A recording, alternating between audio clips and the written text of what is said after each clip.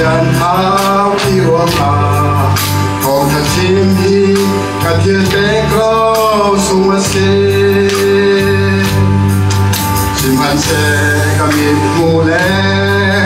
cả hà thầy xuân rùa mà cả tây khâu lô cả bôi ba xi đi cả xa cả xa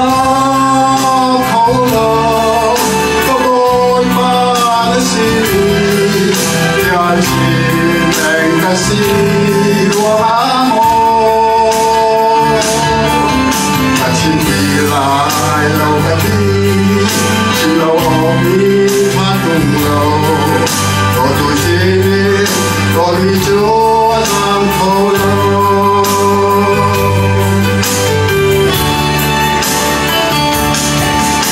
nung lệ ta na chúa na lệ mà cái ngày lâu đi su kilo cái cái tiếng cho na cái gì cái mà tu tiên nát xí lâu có bôi ba thiên mía xí cầu thật chim đi cái cái nún chan chúa xí cái giang khâu lâu có bôi ba xí thiên chim đành cái xí quang á mô cả chim đi lại lâu cái đi chim lâu đi thoát cùng lâu có tuổi xin đi có đi chúa sang khâu lâu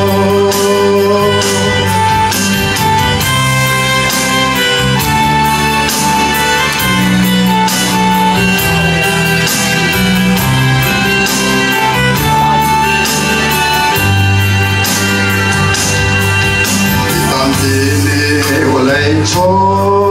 suy lên muôn an có liều à cây cà riêng chưa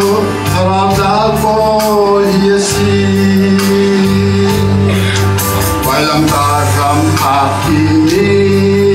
thằng lên tu văn hải cả suy lô chế có được tu an stella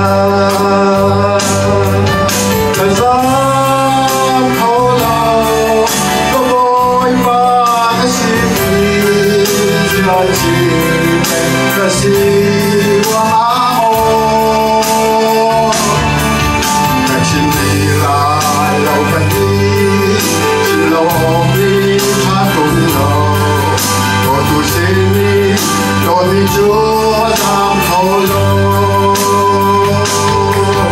có tuổi xin đi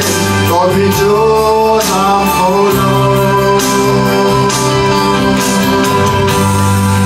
quay ba đi xuôi nào để có sẽ